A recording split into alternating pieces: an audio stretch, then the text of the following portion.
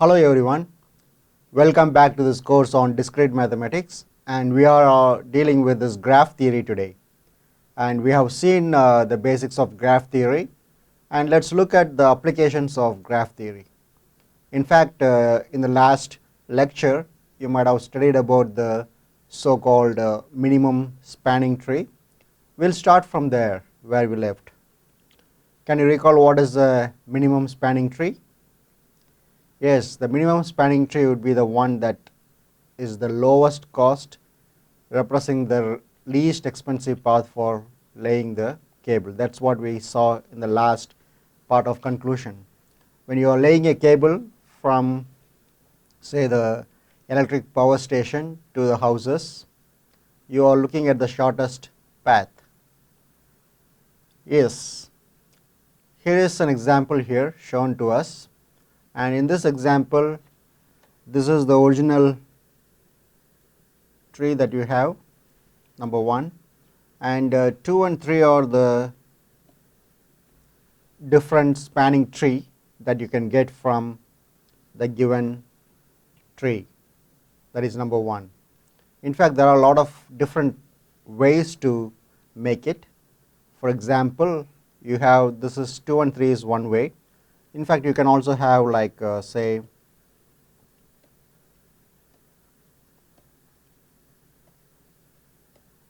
this is F, C,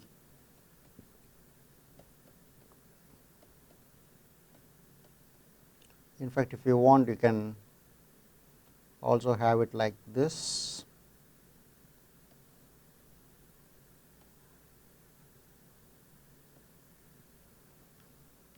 But the question is this the minimum one?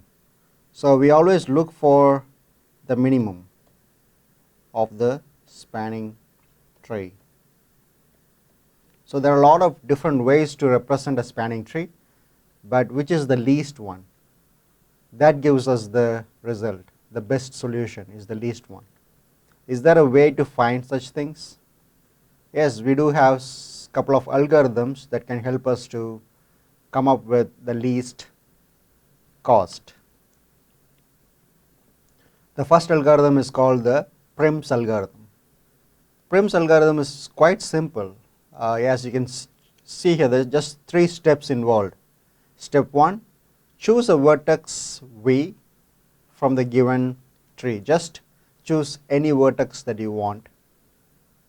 And after that, choose the nearest neighbor of that vertex that is adjacent to this vertex that you have chosen, and for which the edge does not form a cycle, right? So you have to choose an adjacent vertex for which this edge does not form a cycle with existing elements. That's the simple task. But one thing that you can note here is that you have to repeat this whole task again and again until you don't find a cycle and you cover all the vertices. Our objective is to go to all the vertices. We don't want to miss anything. Even while laying the cable, you don't want to miss any house. You want to connect to all the houses. Likewise, all the nodes or vertices should be connected through the edges. But we make sure that once you choose the vertex, the first one, say for example, you choose a vertex, try to find which is the least value of the edges that comes out of this particular vertex and choose that one. We will see an example, and once you see the example, you will understand how it works. And again, in short, if you look at this Proms algorithm, this is a class of algorithm that's kind of greedy. As we know, greedy algorithms are always has certain limitations. Yes, it do not always generates an overall optimal solution. Let's look at this example, and the runtime you can see operation n squared there. So here is the given. So you have this graph is given to us, and from this we are to find the minimum spanning tree. So here the first step is to choose the vertex You can start from any vertex you want, but in this example, let's start from F. Okay, here it is, F. We have chosen the F. And once you have chosen the F, try to see what are the edges that are connected to F. You have an edge with 6, you have an edge with 1 value, you have an edge with is 13, you have an edge with 5. Choose the smallest among those things. Yes, smallest among those edges that are connecting the F is 1 is the smallest one, and you have to look in all the adjacent vertices like H, C, E, G. These are the adjacent vertices through which it is connected, and 1 is the least cost at which it is connected. So we choose 1. Now again, you can look into this F and see whether is there any other least one, like say for example, is there any other 1 is there, any 2 is there? No. The next smallest is 5. So let's go on to this G part, and once you are in G, you still have certain things connected to G, like D, H, E is connected, and among this choose the minimum value. So you have 2 minimum values, that is one is 2, that is connected to edge E, then you have D, which is again having the value of 2. So then we choose one among them, right, and go again and choose the second one, because until now it does not form a cycle. If it forms a cycle, you cannot choose that. Okay, right now the nodes that are involved is F, G, E and D, and among them again look at all those other edges that are connected to these vertices and see which is the minimum one. If you recall, there are 2 minimum values you can see. One, starting from G, there is the 3 coming out, that is connected to A. The other one is D, that is connected to B, which has 3. Since we are dealing with G right now, so let's finish off that. So from G, you have connecting with A, you have the minimum cost of 3. Then again, is there any other things that would come up next? Well, yes, D. Now is that B is also involved, you can also include B for your consideration. And if you look closely, again, you cannot include the edge from D to A, because of course it's also value of 6 and it will form a cycle. So again, right now the best option is yes, B and C is connected by means of 1. That's the best option that we have. Then again, now C is also involved in it. What is the other thing that we have to do? Also consider this one. Since our objective is to include all the vertices, so what is the only vertex that is remaining and that could be connected? Yes, that is H is the only one that is remaining, and that can be connected with a minimum of 6 instead of going from C to H with 7. So this is the Proms algorithm, and each and every step you can notice that is there a place where it forms a cycle or not. It should never form a cycle. So this is Proms algorithm. We have one other algorithm that's very similar to this one and also yields a similar results. That's called Kruskal algorithm. This Kruskal algorithm, initially what we do is that in the previous one we just randomly choose a vertex, from there we started, but in here again 3 step. First you choose an edge. We are going to choose an edge with smallest weight. If an edge has the smallest weight, just choose that one first. and you are going to do the same thing again, like choose an edge of smallest weight that does not make a cycle with the number of other edges that has been chosen. Repeat it until you find all the vertices. Yes, this algorithm is also greedy, and you have the runtime difference from that of Proms. Let's see this example again here. So you have all the vertices in place. The first objective is to choose the smallest edge. The smallest edge given here is 1, and that connects F and G and C and B. Let's choose the first one, say F and G. You have connected with 1. And of course, next one is C and B, connected with the value of 1. Is there a 2? Yes, G and D has 2, and G and E has 2. So choose that one. Then go for the 3. 3 is G and A is 3. Then B and D is 3. Is there 4? No, we have 5 though. 5 we have 2. One is from A to B. Do we have to choose that one? No. If you choose A to B, it will form a cycle. Did you see that? A, G, D, B, A, it forms a loop kind of cycle. Right. So we don't choose B to A, rather we choose F and C. In fact, F and C also would form a cycle, if you could recall, right? So there is a closed loop coming in. So F and C is not chosen, and only remaining node or vertex is H. So you go for H. Yes, we don't have to choose F and C. That's right. So this is the algorithm that's similar to that of Proms, and yeah, you can get familiar with these algorithms. Try to work out some problems related to these algorithms. These are quite important and basic algorithms in relation to the minimum spanning tree. Let's move on to a few more topics that are here in graph theory. So one is called adjacency matrix for a graph.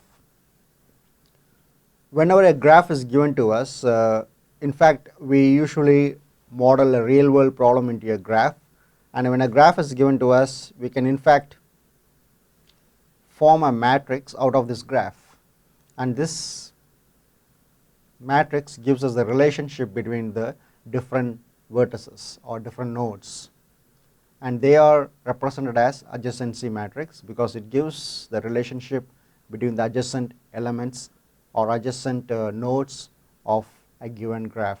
It can be of a directed graph or it can be a non-directed graph. So you can see these examples here.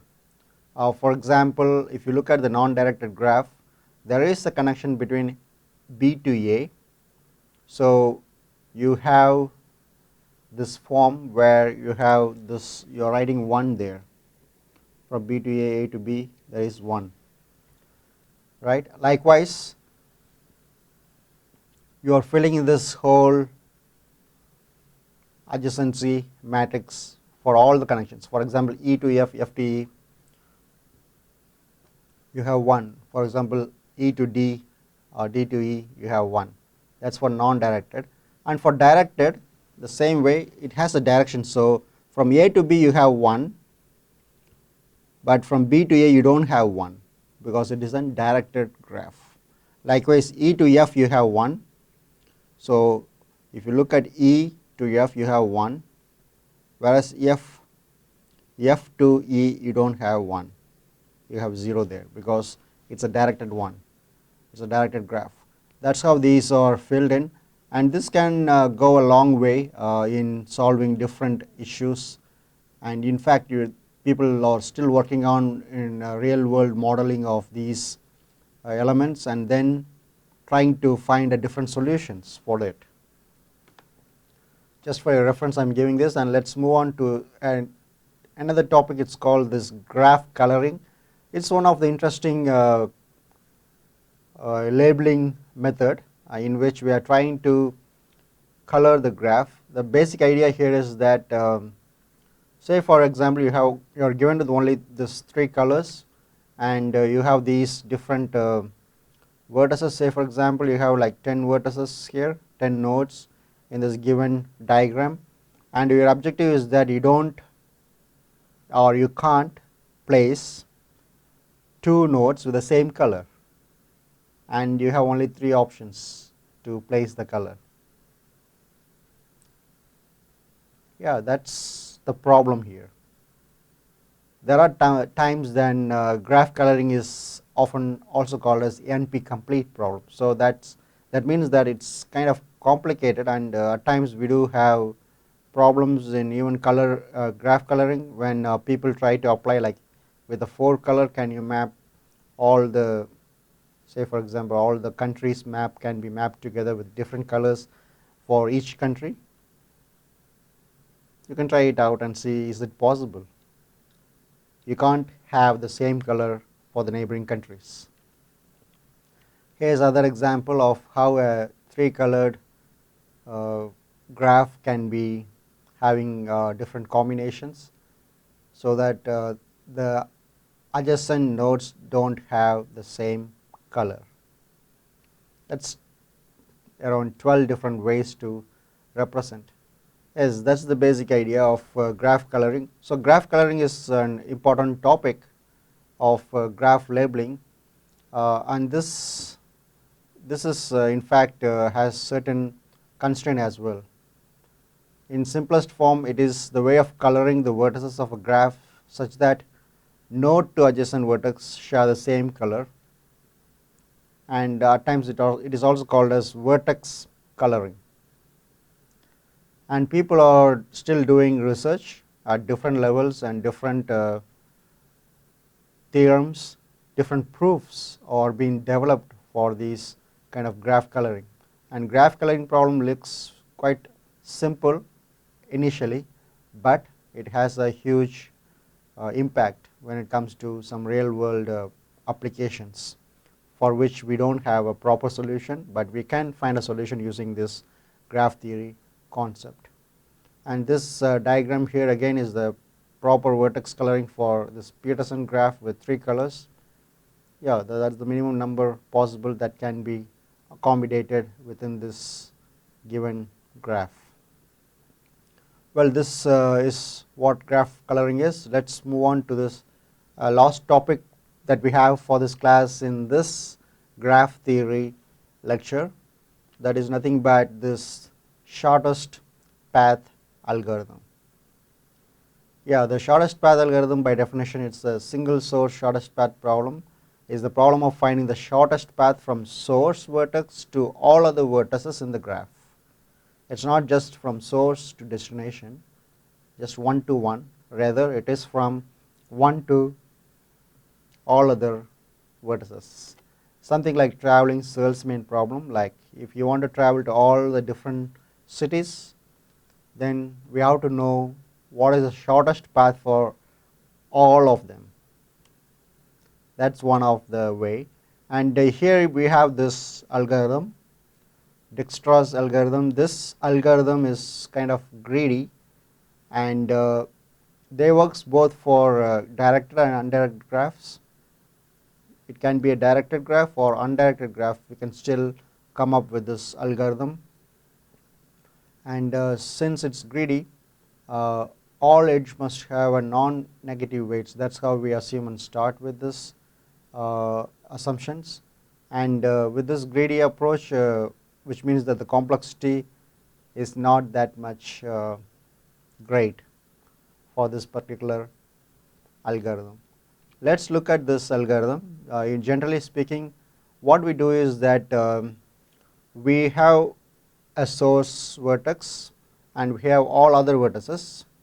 So source to the destination, in fact we can consider each and every vertex as a destination, which means that we consider that the source to a particular vertex destination is infinite initially.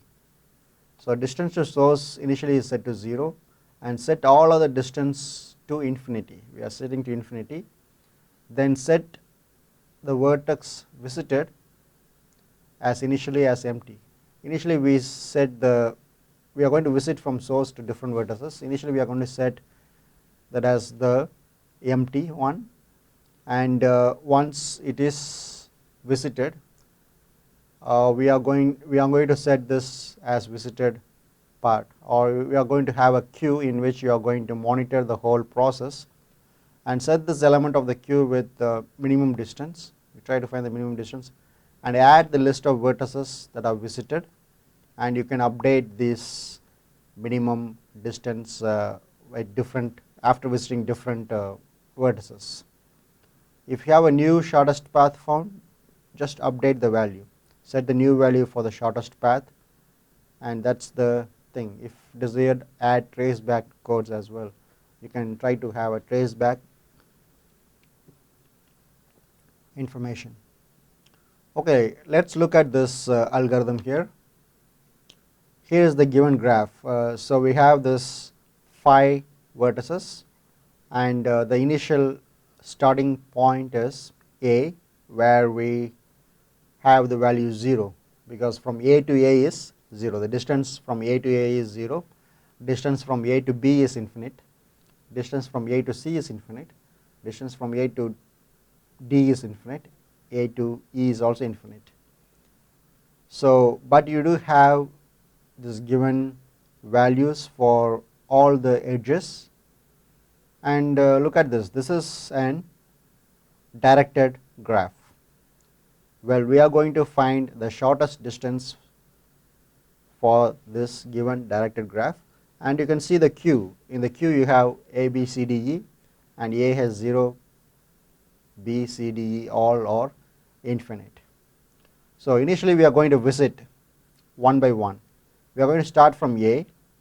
So A, that's where we started, and A to A we know that it's 0, and from A we can visit, first we can visit B as well as C, because it has 2 directions going out of A. So when you visit B and C, you are going to update this queue. What is the update? A is still 0, and then B becomes 10, C becomes 3. But D and E we haven't visited there, or there is no way to visit D and E from A right now, so we just put that as infinite. Well, the main point here is that you do have A to B is 3, A to C is 3. So A to B is 10, in fact A to B is 10, and A to C is 3. Okay, now we are visiting C. Since you are visiting C, we have confirmed now that A to C is 3 right now, and with that, from C there are different other options of visiting different vertices or nodes. So from C, in fact, you can go to B, and you can go to D, you can go to E.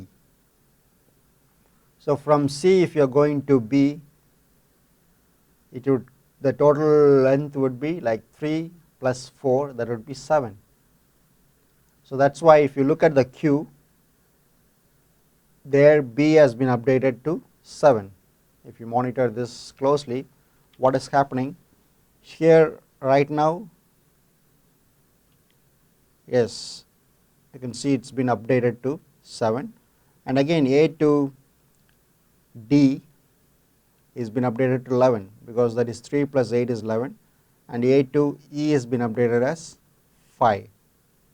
So that is A to E is 5, which is 3 plus 2. So we have 3 and plus 2 there. Well, with this thought, let's update further. Now I'll visit E there, and again A to E is confirmed to be 5, and let's see, is there any other updates that we can get? Yes, we can get some updates.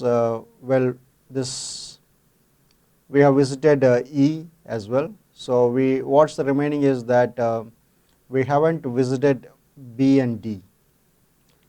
Why not visit B? Yeah, here it is. We have visited B, and we have confirmed that A to B is 7. And once you visited B, in fact you can update from B, you can go to C as well as you can go to D. So from B, if you are going to D, it costs only 9. I mean 7 plus 2, 9. So that is A to D is 9. If you consider the path from A to D, from A you can go to C, A to C, C to B, B to D. So that is 3, 4, 2. That's going to be 9 for A to D. So from B to D is just 2 distance, so you are going to update. So we have to update this information as well.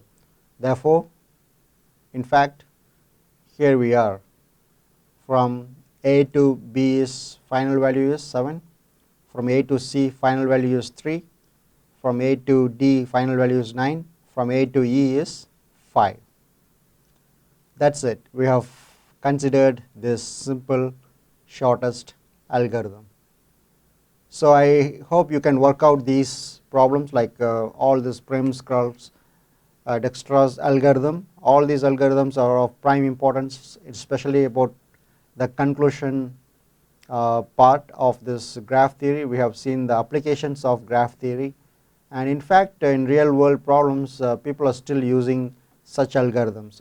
In fact, they have some improved version of this algorithm. So with this we are concluding the graph theory sections, and still there are few parts remaining for us. We will talk about some basic algorithms that are useful for us, either programming terms or even problem solving terms. We will consider those algorithms in the coming lectures. So I am looking forward to see you in the next lecture as well. Until then, goodbye.